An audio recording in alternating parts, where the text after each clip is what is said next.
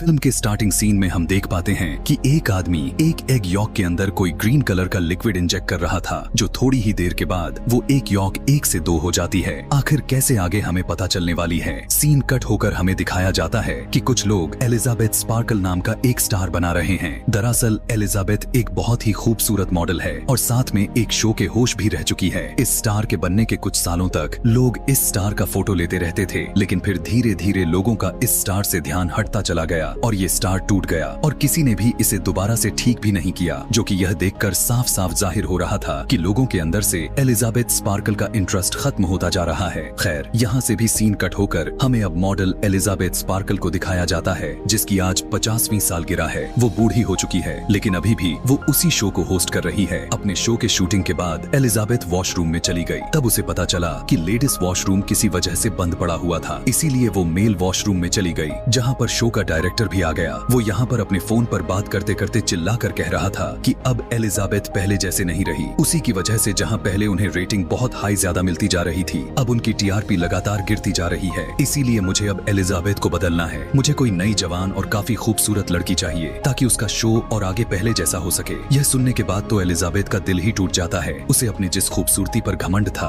आज वो खत्म हो गई थी। वो गौर से अपने आप को शीशे में घूरती रह गई, जो उसके चेहरे पर अब बहुत सारे झुर्रियां आ चुकी थी। अपने जवान न होने का दुख तो था ही, लेकिन अब एक और दुख ऐड हो चुका था कि उसे शो से निकाला जा रहा था। एलिजाबेथ ऐसे हार मानकर सब कुछ नहीं छोड़ने वाली थी। वो पहले डायरेक्टर से मिलने के लिए जाती है, जहाँ पर डायरेक्टर बताता है कि देखो एलिजाबेथ, मैं तुम्हारी कोई भी मदद नहीं कर सकता, क्योंकि मेरा शो चलता है लोगों से। इसीलिए मैं लोगों के साथ धोखा नहीं करना चाहता। मैं लोगों को वो देना चाहता हूँ जो उन्हें चाहिए, यानी खूबसूरती, और अब वो तुम में तो नहीं बची हुई है। डायरेक्टर के इस लफ्ज ने एलिजाबेथ को झकझोर कर रख दिया था। वो शो से अलविदा तो ले ली, लेकिन कार चलाते टाइम उसके कानों में सिर्फ डायरेक्टर की बातें गूंजते जा रही थी। कार चलाते समय उसकी ध्यान ड्राइविंग से हट जाता है और सामने से आती हुई गाड़ी उसकी गाड़ी की बुरी तरह से क्रैश कर जाती है। लेकिन बाद में पता चलता है कि एलिजाबेथ को इतने खतरनाक एक्सीडेंट में भी एक भी खरोंच भी नहीं आई थी। उसकी किस्मत यहाँ साथ दे रही थी। खैर, एलिजाबेथ को डॉक्टर ने हॉस्पिटल से डिस्चार्ज तो कर दिया, लेकिन तभी वो फूट फूट कर रोने लग गई, क्योंकि उसने रास्ते में बिलबोर्ड से उतरती हुई अपनी पिक्चर को देख ली थी। देखने को मिलता है कि यहाँ पर एक नर्स उसकी रीढ़ की हड्डी चेक करने लग जाता है और फिर उसे उसके कपड़े देकर चेयर से उतार देता है। एलिजाबेथ अब जैसे ही हॉस्पिटल से बाहर निकली तो उसे फील हुआ कि नर्स ने उसके कपड़े में कोई मैसेज रख दिया था। मैसेज में लिखा हुआ था कि इसने मेरी लाइफ बदल दी। उसी के साथ उसके हाथ में एक ड्राइव भी थी, जिस पर लिखा हुआ था द सब्सटेंस। एलिजाबेथ घर आकर अपने कंप्यूटर में उस ड्राइव को चलाती है, जिसमें द सब्सटेंस नाम की एक फ्लूइड के बारे में एक इंफॉर्मेशन दी जा रही थी। ये सब्सटेंस दरअसल एक जादुई सब्सटेंस था और ये सब्सटेंस किसी भी बड़े ह्यूमन को एक नया जवान वेरिएंट दे सकता है। इसी सब्सटेंस फ्लूइड के साथ एक और भी फ्लूइड मिलने वाला था, जो दोनों वेरिएंट यानी ओल्ड बॉडी और न्यू बॉडी को एक साथ जोड़कर भी रख सकता था। जो भी इंसान इस सब्सटेंस को यूज करता,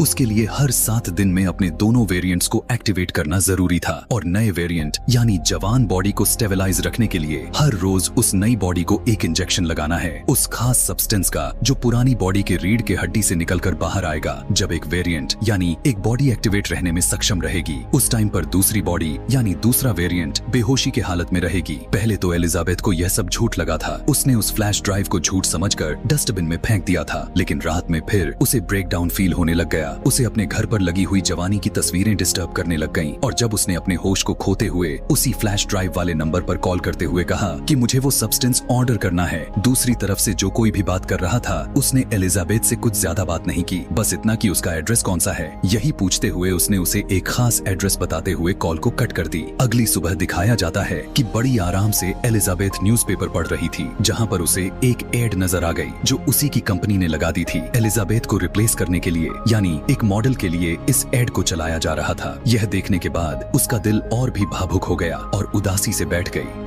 इसी न्यूज़पेपर के साथ उसने एक इन्वेल्प भी उठाया हुआ था, जो दरअसल ब्लैक कलर में दिख रहा था। एलिजाबेथ जब उस इन्वेल्प को खोलकर देखती है तो उसमें एक नंबर लिखा हुआ था। अब एलिजाबेथ उस आदमी के कॉल पर बताए गए सीक्रेट लोकेशन पर पहुंच जाती है, जो काफी अंदर की तरफ एक खुफिया जगह की तरह दिख रही थी। पता चला कि ये तो एक लॉकर रूम था। एलिजाबेथ को जो नंबर कार्ड को दिया गया था, जिसके जरिए वो इस जगह को एक्सेस करके अपना उसी नंबर का लॉकर को खोला, जहाँ पर एक बॉक्स था, जिसे लेकर वो अपने घर पर आ गई। घर आकर जब उसने उस बॉक्स को खोलकर देखती है तो उसे उसमें बहुत सी सारी चीजें निकली। सबसे पहले एक सीरम के साथ एक इंजेक्शन था जिसे सिर्फ एक ही बार में इस्तेमाल करना था। उसके साथ भी एक स्टेबलाइजर किट भी था जिसके जरिए यानी हर रोज नए वेरिएंट यानी जवान बॉडी को उन्हें स्टेबलाइज करके रखना था। और यह बात तो उस फ्लैश ड्राइव से पहले ही पता चल चुका है कि उस स्टेबलाइजर का फ्लूइड एलिजाबेथ के बॉडी के रीढ़ के हड्डी से निकलेगा। अब दोनों शरीर को चेंज करने के लिए एक खास तरह के किट दी गई थी और साथ में दोनों बॉडीज के लिए यानी जवान और बूढ़ी बॉडी के लिए खाना भी दिया गया था। एलिजाबेथ वॉशरूम में चली जाती है और काफी देर तक अपने बॉडी को देखती रह जाती है। उसे देखकर ऐसा लग रहा है कि एलिजाबेथ बस यही सब सोचते हुए वो फैसला ना कर पा रही हो कि आखिर उसे ये करना भी चाहिए कि नहीं। फिर बहुत सोचने के बाद वो ग्रीन फ्लूइड अपने अंदर इंजेक्ट कर लेती है। इंजेक्शन लगाने के कुछ देर तक तो उसे कुछ नहीं हुआ था, लेकिन फिर कुछ टाइम के बाद उसे बहुत ही ज्यादा दर्द होने लग गया था। दर्द भी इतना दर्दनाक था कि उसकी आंखें फटने लग गईं। हमने उसकी आंखों में उसके आई बॉल्स को एक से डबल होते हुए देखा। फिर अगले ही सेकंड उसकी पीछे की शरीर फटने लग गई, जहां से एक नई जवान लड़की निकलकर बाहर आ गई। ये एलिजाबेथ का नया वेरिएंट था, एक नई जवान बॉडी जो पिछली यानी बूढ़ी बॉडी के अंदर से निकली थी। एलिजाबेथ के इस नए वेरिएंट ने अपने आप को शीशे में देखा और काफी देर तक तो उसे यकीन ही नहीं हो पा रहा था कि जो उसने यूज किया था वो काम कर गया। वो इतनी खूबसूरत और जवान हो गई कि जैसा उसने अपने सपने में भी नहीं सोचा था। काफी देर तक अपनी इस खूबसूरती को देखने के बाद अपने पुराने वेरिएंट यानी बूढ़ी बॉडी के कमर पर टांके लगा देती है, जिसे फाड़ते हुए वो बाहर निकली हुई थी। बाद में वो अपने बूढ़ी बॉडी को जिंदा रखने के लिए एक फूड बैग उसके साथ अटैच कर देती है जो कंपनी ने ही उसे दी हुई थी। आज पूरी रात उसने खूबसूरती को एंजॉय की। सुबह जब वो उठकर वॉशरूम गई तो उसके नाक से खून निकलने लग गया था। यह देखकर वो परेशान हो गई और उसे याद आया कि उसे तो एक एक्टिवेटेड किट भी दी गई थी और बताया गया था कि अपने नए वेरिएंट यानी अपने जवान बॉडी को एक्टिव रखने के लिए पुरानी बॉडी की रीढ़ की हड्डी से उस सब्सटेंस को निकालकर अपने अंदर इंजेक्ट करना है। इसीलिए वो अपने बूढ़ी बॉडी के रीढ़ के हड्डी से सब्सटेंस निकालने लग जाती है। इंजेक्शन को लगाने के बाद वो बिल्कुल नॉर्मल हो चुकी थी। इस नए वेरिएंट की खूबसूरती पहले से कई ज्यादा मात्रा में दौड़ रही थी, इसीलिए वो तैयारी के साथ उसी शो के ऑडिशन के लिए चल देती है जहां से उसे निकाल दिया गया था। वहां पर एलिजाबेथ के खूबसूरती को देखने के बाद तो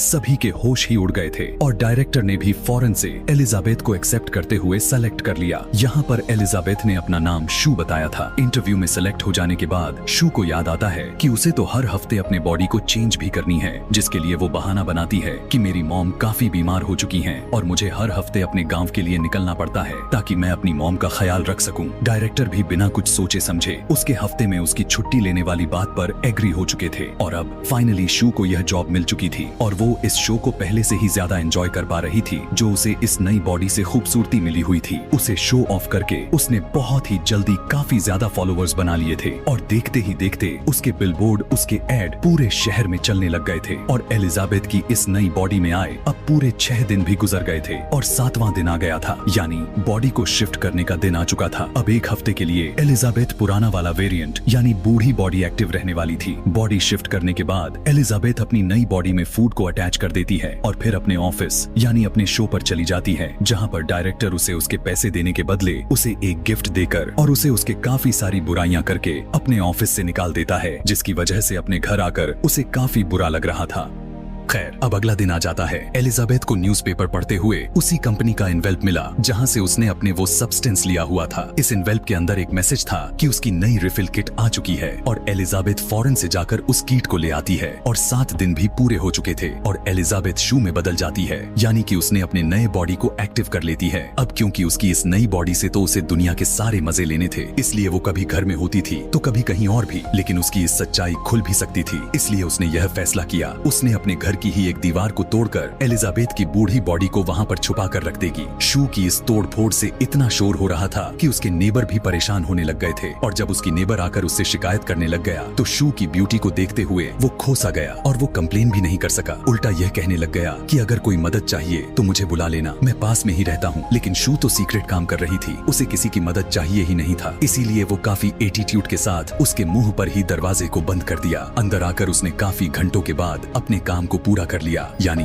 उसने अपने घर के अंदर ही एक खुफिया कमरा बना लिया जिसके अंदर उसने एलिजाबेथ के पुरानी बॉडी को छुपा दी। अब क्योंकि एलिजाबेथ की जगह शू ने ले रखी थी और शू अब काफी मशहूर भी होने को आ गई थी, इसीलिए शू अपने बॉडी यानी एलिजाबेथ के सारी जवानी के फोटोज को उसके बॉडी के साथ ही छुपा दी। एलिजाबेथ को अपने इस नए बॉडी में इतना ज्यादा मजा आ रहा था कि इन सब में वो भूल ही गई कि आज तो उसका शिफ्टिंग का दिन था। उसकी पुरानी यानी एलिजाबेथ वाली बॉडी का खाना खत्म हो रहा था और आज उसे अपनी बॉडी को शिफ्ट करनी थी। आज शू अपने दोस्त को घर भी लेकर आती है। यहाँ अपने घर में शू जब अपने काम में बिजी थी तो अचानक से उसके काम में कुछ अजीब सा होता हुआ फील हुआ और उसके बॉडी में दर्द के साथ सनसनाहट शुरू हो गया। वो समझ गई कि अब उसकी बॉडी को दूसरे बॉडी में शिफ्ट करने का टाइम है, लेकिन इस बार उसके बॉडी को शिफ्ट करने के बजाय उसके दिल में पता नहीं क्यों क्या सोचकर लालच आ गया। उसने कुछ और ज्यादा देर तक अपने इस नए बॉडी में रहने का फैसला किया और एलिजाबेथ के बॉडी से सब्सटेंस निकालकर अपने बॉडी में इंजेक्ट कर दिया, जिससे वो तो ठीक हो चुकी थी, लेकिन एलिजाबेथ के बॉडी के साथ आखिर क्या होने वाला था आगे पता चलेगा। 7 दिन और भी शू ने ऐसे ही गुजारे और फिर उसके बाद वही प्रोसेस के साथ बॉडी को दूसरे बॉडी में शिफ्ट हुई और फिर एलिजाबेथ वाले बॉडी में आई तो उसने देखा कि उसकी एक उंगली गलकर सड़ने लग गई थी और ये सब उसकी लापरवाही की वजह से हुई थी, यानी वक्त पर अपने बॉडी को एक्सचेंज नहीं किया हुआ था। एलिजाबेथ अब काफी टेंशन के साथ उसी कंपनी में कॉल लगाकर पूछने लग जाती है कि मैंने अपना एक साइकिल मिस कर दिया, मैंने अपनी बॉडी को स्विच नहीं की जिसकी वजह से मेरी एक उंगली खराब हो गई है, इसे ठीक करने के लिए मुझे क्या करना होगा, इसका क्या सोल्यूशन है। तब कंपनी ने जवाब देते हुए कहा कि इसका कोई हल नहीं, जो हो गया उसे ठीक नहीं किया जा सकता। यह सुनने के बाद तो वो बहुत ज्यादा डर चुकी थी। कंपनी ने उसे बताया कि तुम दो नहीं बल्कि एक ही हो, यानी जो नई बॉडी तुम्हारी नई बॉडी से निकल कर आई है वो भी तुम ही हो, इसीलिए दोनों ही एक ही हैं, ना कि अलग अलग, इसीलिए आगे से अब तुम्हें ध्यान रखना होगा। खैर एलिजाबेथ अब अपनी नई रिफिल किट को लेने के लिए चली गई। अपनी रिफिल्स लेने के बाद वो एक रेस्टोरेंट में चली गई जहाँ पर उसे एक बूढ़ा आदमी नजर आ गया जो उसे अजीबो गरीब तरह से बातें करने लग जाता है कि तभी एलिजाबेथ ने नोटिस किया उस बूढ़े आदमी के हाथ पर बिल्कुल वैसा ही निशान है जैसा हॉस्पिटल में नर्स के हाथ पर था, यानी ये उस नर्स का पुराना बूढ़ा वेरिएंट था। यह बूढ़ा आदमी उससे पूछता है कि क्या तुम्हारे नए बॉडी ने तुम्हें खाना तो नहीं शुरू कर दिया है। यह सुनकर वो घबरा गई और वहाँ से उठकर भाग जाती है। एलिजाबेथ काफी तेजी के साथ अपने घर आ जाती है। अब वो इस पुरानी वेरिएंट में भी खुश रहना चाहती थी, इसीलिए वो फौरन से अपने एक दोस्त को कॉल कर दी ताकि उससे मिल सके। वो बहुत ही प्यारा तरीके से तैयार हो गई, काफी अच्छी कपड़े भी पहने, अपने बिल्कुल शू की तरह यानी अपने नए वेरिएंट के जैसा ही मेकअप किया। तैयार होकर जब वो बाहर निकल ही रही थी कि तभी बाहर उसे अपने नए वेरिएंट शू के पोस्टर नजर आ गए। उसे देखते ही उसका सारा का सारा कॉन्फिडेंस धरा का धरा रह गया और उसने अपने मेकअप को, अपने बालों को बिगाड़ लिया। वो अब पागल जैसा बर्ताव करने लग गई थी। अपनी डिप्रेशन में आकर वो बहुत सारा खाना खाती है और फिर सो जाती है। सीन कट होकर हमें दिखाया गया कि अब एलिजाबेथ बॉडी को स्विच कर चुकी है और ये टाइम अब उसके शो का था। एलिजाबेथ मंच पर डांस कर रही थी, यानी अपने शो की शूटिंग कर रही थी। तभी अचानक से उसकी लोअर वाली बॉडी पर हम्प दिखने लग जाता है, जिसे देखने के बाद वो कंफ्यूज होकर शूटिंग छोड़कर वॉशरूम में चली जाती है। उसने उस हम्प को स्क्रॉल करते हुए अपने नाभि के जरिए जब उसे बाहर निकाला तो उसे पता चला कि ये तो चिकन था जिसे रात में एलिजाबेथ ने खाया हुआ था। यह देखते ही वो बहुत ही ज्यादा हैरान हुई, डर कर उसकी आंख खुल गई। पता चला कि ये तो एलिजाबेथ का नाइटमेयर था। सुबह होने पर उसने सच में अपने बॉडी को स्विच की अपने शो के लिए चली गई, लेकिन वहाँ पर जाने के बाद वो यह देखकर घबरा गई कि शो के लोग शूटिंग वाले सामान को पैक कर रहे थे और उन्होंने उसे बताया कि अब से यह शो कभी भी नहीं चलेगा। घबराते हुए जब वो डायरेक्टर के पास गई, उसकी परेशानी को खुशी में बदल दिया, कहते हुए कि अब वो इस आम वाली यानी छोटी शो नहीं करेगी बल्कि वो तो न्यू ईयर ईव होस्ट करने वाली है। यह सुनते ही उसकी खुशी का ठिकाना ही नहीं रहा था और उसने बिना कुछ सोचे समझे बात को स्वीकार कर लिया। हालांकि न्यू ईयर उसी दिन था जब उसे अपने बॉडी को स्विच करके एलिजाबेथ बॉडी में प्रवेश करना था। इस चीज की परवाह न करते हुए अब शू काफी दिन तक अपने इस नए वेरिएंट यानी इस नए बॉडी में रहती है और इसे एक्टिव रखने के लिए एलिजाबेथ यानी अपनी पुरानी बॉडी से सब्सटेंस निकालकर अपने बॉडी में इंजेक्ट करती रहती है, जिसका बुरा असर एलिजाबेथ के बूढ़े वाले बॉडी पर दिख रहा था। अब काफी दिन के बाद जब शू ने अपने आप को स्विच किया तो शुरू में देखा कि एलिजाबेथ तो पूरी तरह से बूढ़ी हो चुकी थी। दरअसल उसकी सीरम शू ने ज्यादा निकाल लिया था, जिसकी वजह से उसकी यह हाल हो गई। अपनी हालत को देखते हुए एलिजाबेथ को शू यानी अपने नए वेरिएंट से नफरत होने लग गया था। वो अपने घर में लगाई गई सारे के सारे शू के पिक्चर्स को मारने लग गई थी। इवन वो अपने घर के उस मिरर को कवर कर देती है जहां सामने से शू के बिलबोर्ड नजर आते थे। एलिजाबेथ बहुत परेशान होकर कंपनी में कॉल करती है और उनसे पूछने लग जाती है कि क्या इन सब का कोई इलाज या फिर कोई सोल्यूशन है? क्या मुझे वही बॉडी वापस नहीं मिल सकती जिस बॉडी के अंदर से अपने नए वेरिएंट को यानी शू को बाहर निकाला था? कंपनी के आदमी गुस्से से कहते कहता है कि आपको पहले भी कहा जा चुका है, जो हो गया सो हो गया, अब कुछ भी चेंज नहीं हो सकता। हाँ, लेकिन तुम्हारे हाथ में यह जरूर है कि अगर तुम सब कुछ रोकना चाहती हो तो यहीं पर रोक सकती हो और आगे से तुम अपने ओल्ड वाली बॉडी यानी जो अभी एलिजाबेथ बॉडी में हो उसी कंडीशन में उसके साथ तुम अपनी पूरी जिंदगी यहीं से शुरू कर सकती हो। लेकिन यह एलिजाबेथ को बिल्कुल भी मंजूर नहीं था। रात में एलिजाबेथ को शो की कॉल आया और उसने फौरन से अपनी बॉडी दोबारा से स्विच कर ली। बॉडी को स्विच करने के बाद उसने एलिजाबेथ के बॉडी के अंदर से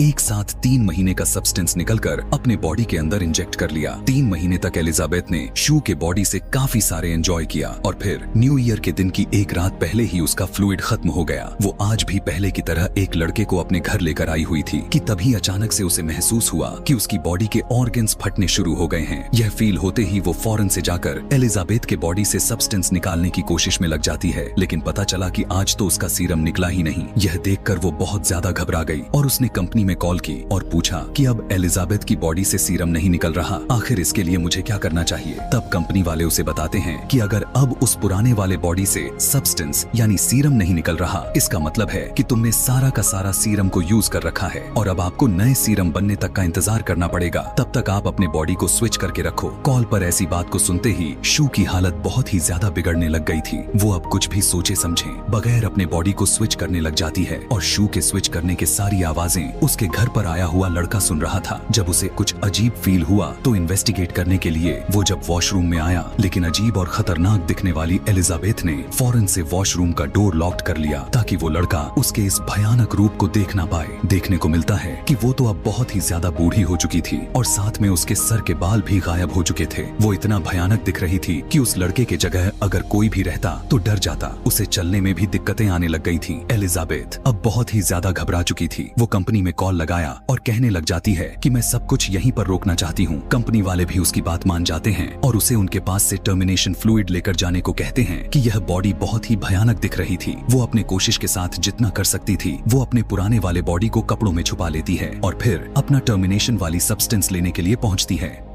टर्मिनेशन सब्सटेंस लाने के बाद वो शू के बॉडी पर जैसे ही लगाने वाली थी कि तभी उसे कंपनी के मैनेजर की कही हुई बात याद आ गई कि अगर तुमने इस टर्मिनेशन फ्लूइड को एक बार भी अपने बॉडी में इंजेक्ट कर लिया तो फिर इस बॉडी में जिस टाइम तुम हो हमेशा के लिए वैसा ही रह जाओगी। यह सोचते ही उसने उस सीरम को अपने बॉडी में इंजेक्ट नहीं किया। उसने अपने बॉडी को देखती रही और उसे शू पे दोबारा से गुस्सा आने लग गया क्योंकि यह सब कुछ शू की वजह से हुआ था। गुस्से में आकर वो उसने शू पर उसी इंजेक्शन को उसके बॉडी में इंजेक्ट कर दिया, लेकिन उसने आधा ही सीरम को इंजेक्ट किया था कि तभी उसे याद आया कि अभी तो उसे बहुत बड़ा शो को होस्ट करना है और आने वाले दिनों में उसे अवार्ड भी मिलने वाला है। उसे उस अवार्ड को लेना था। उसे अपनी तारीफें सुननी थी जैसे पहले लोग उसकी किया करते थे। इसी लालच में उसने आधा सीरम शू के बॉडी में इंजेक्ट करने के बाद आधा अपने पास बचा कर रख लिया और फिर वो शू को जगाने लग गई। काफी टाइम तक ऐसा करने के बाद जब शू नहीं जागती तब वो फिर से बॉडी को स्विच करने के बारे में सोचने लग जाती है, लेकिन जब बॉडी स्विच भी नहीं हुआ तब एलिजाबेथ ने अपनी ही रीढ़ की हड्डी से एक्टिवेटर को निकालकर शू को लगा दिया और शू एक्टिव हो गई। यानी एक ही वक्त में एलिजाबेथ के दोनों वेरिएंट एक्टिवेट हो चुके थे। एक्टिवेट होने के बाद जब शू के सामने अपने आप को यानी एलिजाबेथ को देखा और जब यह भी देखा कि एलिजाबेथ उसे टर्मिनेट करने वाली थी तो उसे बहुत गुस्सा आ गया। उसने अपने ही गुस्से में आकर एलिजाबेथ को इतना मारती है, उसकी हालत इतना बुरा कर देती है कि उसके सर ही क्रश करते हुए उसकी जाने ही ले लेती है। एलिजाबेथ यानी अपने आप को ही मारने के बाद उसे एहसास हुआ था कि इसने एक बहुत ही बड़ी गलती कर डाली है। अब तो उसे आगे बची हुई जिंदगी सरवाइव करने के लिए एक्टिवेटर सब्सटेंस भी नहीं मिलेंगे। खैर, यहाँ से सारे खून को साफ करती है और अपने न्यू ईयर प्रोग्राम के लिए निकल पड़ती है, जहाँ जाते ही डायरेक्टर उसे बहुत ही जोश के साथ उसका स्वागत किया। उसे यह सब बहुत ही अच्छा लग रहा था, लेकिन तभी अचानक उसे अपने ही बॉडी में कुछ बहुत ही अजीबो गरीब तरह से महसूस होने लग जाता है। उसके नाक से खून निकलने लग गया था। वो घबराते हुए जब वॉशरूम में आई तो अपने मुंह को खोलकर देखा तो उसके 2 दांत टूटकर गिरने लग गए थे। एक बार फिर से जब उसने अपने मुंह को खोलकर अपने 2 दांतों को और भी टच की तो वो भी टूटकर नीचे गिर गए और तब उसे एहसास हुआ कि असली बॉडी यानी एलिजाबेथ के मरने की वजह से उसकी बॉडी खाली खोखली हो चुकी है। उसे अगर जिंदा भी रहना था तो उसे एक्टिवेशन वाली सीरम को अपने बॉडी में यूज करना ही होगा, जिसके लिए वो अपने घर की तरफ बढ़ जाती है। लेकिन जब वो लिफ्ट में ही थी तभी उसका एक नेल के साथ उसका एक कान भी कटकर उसके हाथ में आ गिरता है। वो बुरी तरह से घबरा गई, लेकिन तभी लिफ्ट में कोई और भी इंसान आ पहुंचा और उसके यहाँ खड़े रहने तक उसे बिल्कुल ऐसा दिखा रही थी कि उसे कुछ नहीं हुआ है। कुछ टाइम के बाद जल्दी से वो अपने घर आ गई। अब शू जैस ही जाकर एक्टिवेशन सीरम को यूज करती है तो उसका उस पर कोई फायदा नहीं होता। तब उसे याद आता है उसके पास तो एक सब्सटेंस सीरम को भी रखा गया है जो उन्हें एक ही दफा यूज करना था। उसके शरीर में इतना ज्यादा पेन हो रहा था कि उसे कुछ भी सोचने का मौका ही नहीं मिला और उसने तेजी के साथ उस सब्सटेंस को अपने बॉडी में इंजेक्ट कर लिया। और यह करने के बाद तो शू को इतना ज्यादा मात्रा में दर्द हो लगा जैसे उसे ऐसा कभी नहीं हुआ हो। पहले की तरह उसकी बॉडी उसके कमर के पीछे से फटने लग गई और उसके अंदर से एलिजाबेथ और शू के दोनों के एक मिलता जुलता वेरिएंट बाहर निकल आया जो दिखने में किसी भयानक, खतरनाक, खौफनाक मॉन्स्टर जैसा था। शू